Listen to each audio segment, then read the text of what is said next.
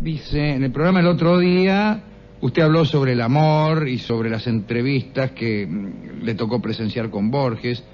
Dice, si Borges creía en el humor como una virtud en la lengua hablada, pero no en la literatura, ¿cuál es su comentario al respecto? ¿Qué piensa de Molière y de sus obras? Está bien, yo creo que son obras con humor, pero no son obras que se propongan la sorpresa humorística como único fin. A mí me parece que, lo he dicho en otras oportunidades, casi siempre hablo de lo mismo, que el humor es una sazón, es una sal, es un condimento, y que si malo es un plato sin sal, peor es comer sal sola. Pero esto puede ser un chiste, una demostración incluso de aquello que estoy combatiendo, porque tiene algo de humorístico esto que acabo de decir. Estoy seguro de que el arte no se propone hacer reír, estoy pero muy seguro de eso. Lo que no quiere decir que uno no ría durante las obras artísticas. Los mejores humoristas o los mejores artistas que han trabajado con humor, ya que humorista me parece casi una extravagancia, que alguien se dedique a tocar la guitarra con una cuerda sola, me parece algo rarísimo, ¿no? Me parece algo muy raro. Pero bueno, los artistas que mejor han trabajado con el humor no se proponían el humor, sino que trabajaban con una estructura dentro de la cual figuraba el humor. Y ahí Molière. Claro que a Molière le gustaba que la gente se riera, pero no era esa su única preocupación, ni siquiera la más importante. Las obras de Molière tienen una estructura, responden a un género artístico donde hay una observación de la realidad, un ejercicio de la fantasía, una creación de personajes, un ejercicio de la inteligencia, un cultivo de la paradoja. Todo eso va mucho más que los chistes, va mucho más allá que los chistes. Y hay también, esa simetría que tiene que haber en el arte, ese sostén estructural, sin el cual ninguna obra artística se sucede. Si todas las obras artísticas fueran una asociación de chistes, primero el del paisano que fue a la farmacia a comprar supositorios, después el del japonés que vivía al lado del español cuyos perros eran muy molestos, después aquel del chino que deseaba vengarse de sus enemigos. Bueno, eso jamás se puede construir una obra seria con eso. Claro, me dirá, no quiero construir una obra seria, quiero construir una obra graciosa. Digo, una obra que se pueda considerar consistente, una obra consistente, ¿no? De manera que a mí me parece que los que han trabajado mucho con humor, tanto en el teatro como en la literatura, los mejores de ellos, los más talentosos, no se proponían escribir libros graciosos.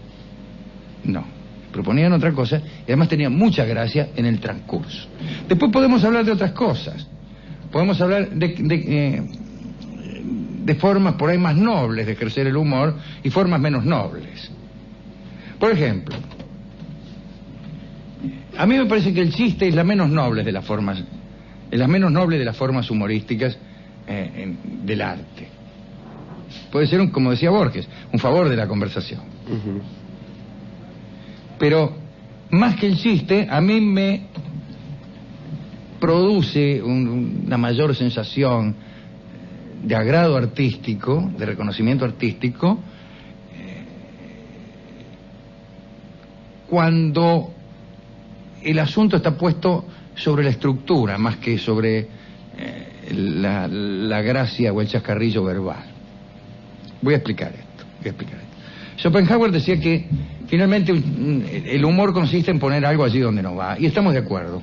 No hay casi ninguna situación humorística, yo no he encontrado nunca ninguna, que no se deje de escribir por esta fórmula de Schopenhauer. Es poner una cosa allí donde no va.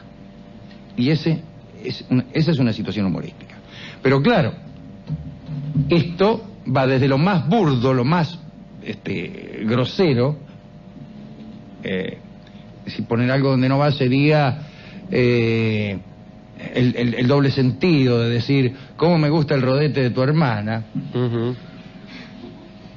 ahí claro, el rodete va donde no va.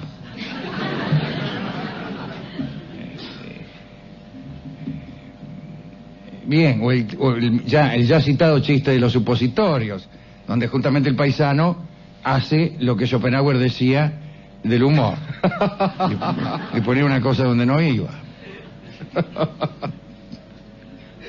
Pues esto que acabo de hacer es de lo peor. No es de lo peor. Acabo de trabajar sobre la estructura del chiste, no sobre el chiste. Ustedes no se han reído de que el paisano no supiera dónde hay que ponerse los supositorios, sino de haber relacionado yo a Schopenhauer con el paisano del cuento de los supositorios, quiero creer. Pues bien, esta forma grosera es la más elemental. Pero después hay algunas cosas más elaboradas, más inteligentes.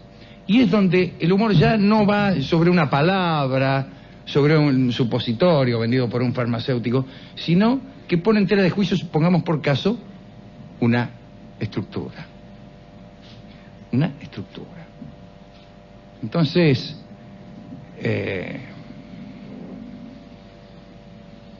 ya aparecen otras flores mucho más complejas. Por ejemplo, se utiliza un lenguaje culto para expresar unas situaciones vulgares. O aparece, como le sucedió a cierta marquesa que era aficionada a las obras teatrales, y le encargó a un amante extranjero que no conocía el francés, que le pusiera música a una de sus obras teatrales. Y el francés le puso música a todo, incluso a las indicaciones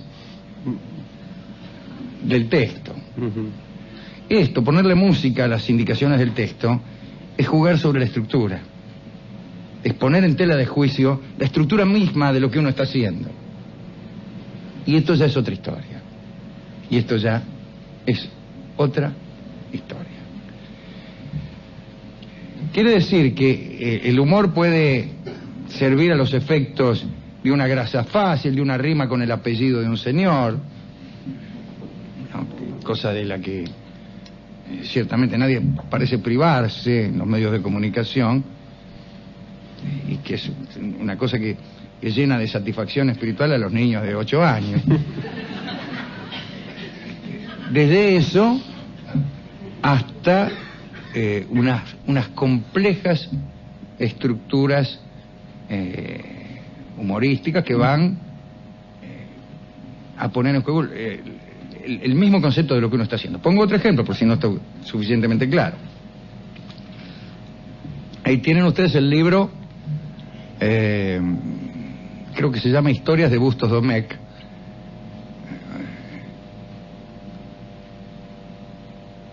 O Crónicas de Bustos Domecq.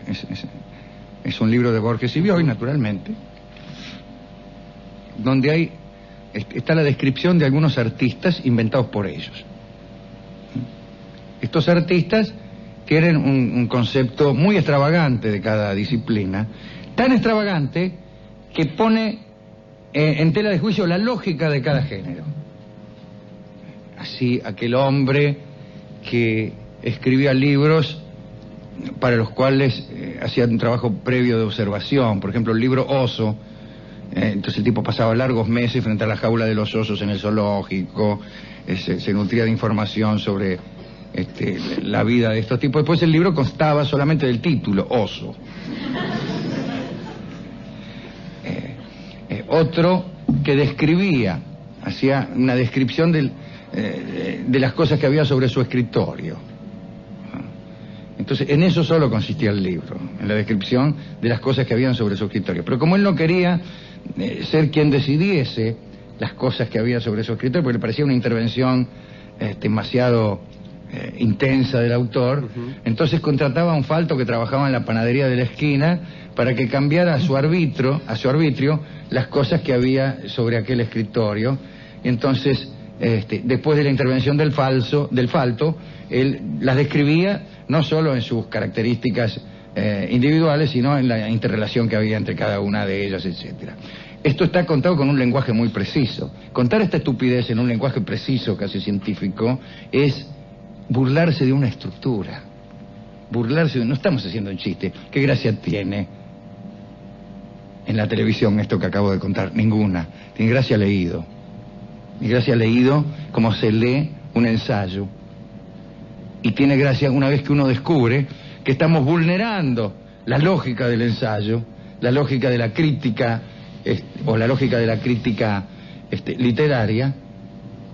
Y ese es un grado de humor mucho más difícil, no solo de ejercer, sino también de captar y de disfrutar, que el otro, el de solazarnos porque mano y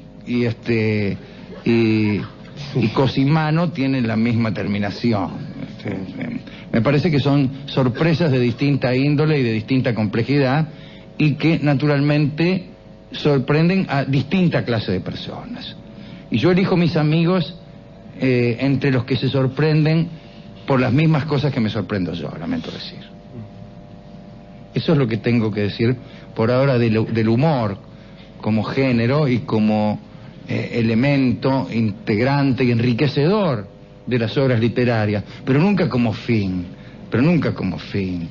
la sorpresa, el asombro, y más cuando el asombro es pequeño y cuando la sorpresa es menesterosa, me parecen que son fines inadecuados para cualquier trabajo artístico. Sí, a veces incluso, Alejandro, se juega con la estructura misma del pensamiento. Digo, estoy pensando en la definición de los animales, por ejemplo, que cita Borges. Se dividen en donde lo que hay es un sinsentido de la estructura del pensamiento, o en ciertas cosas que hacían algunos personajes de la Dan Buenos Aires, por ejemplo, donde pero aparecía... Está bien, vamos a aclarar el ejemplo que usted pone, porque es excelente. Dice Borges, burlándose de el arte mismo de la enumeración y del arte mismo de la clasificación. Dice, los animales se dividen. Él inventaba que unos chinos habían clasificado los animales del siguiente modo. Los animales se dividen en, 1, pertenecientes al emperador. Ya el primer ítem es gracioso. ¿Cómo? Una clasificación, un análisis, el carácter analítico de una clasificación se vulnera cuando empezás así. Tenemos que ir de lo general a lo particular. Acá no vamos de ninguna parte a ninguna parte. Pertenecientes al emperador. Segundo, que acaban de romper un jarrón. Claro, pero se rompen las reglas estructurales del pensamiento. Exactamente.